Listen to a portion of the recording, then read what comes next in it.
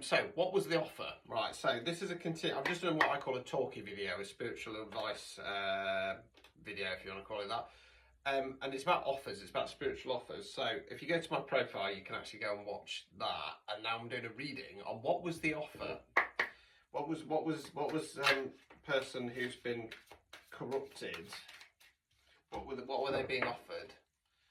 Right, just bear with me. So I'm gonna use the Hermetic Tarot deck and the What's the Tea cards as we go through. So the first card that came through was Lord of Sorrow, Lord of Ruin, okay, and then Three of Wands in Ten of Swords, Lord of Ruin, and then Three of Wands in the reverse, Lord of Established Strength. So what this feels like is this person, this is the state that they were in. So they were in sorrow, they were in ruin, and they felt like they had no strength, basically. Now this tends to be when these dark energies come knocking.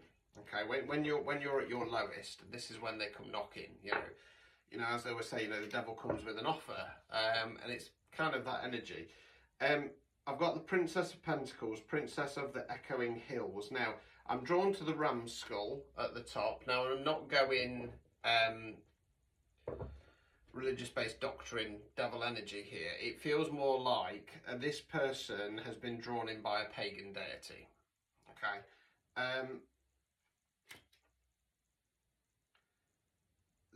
This person who's taken this offer, they were always looking for a place to fit in. They could never really find who they were.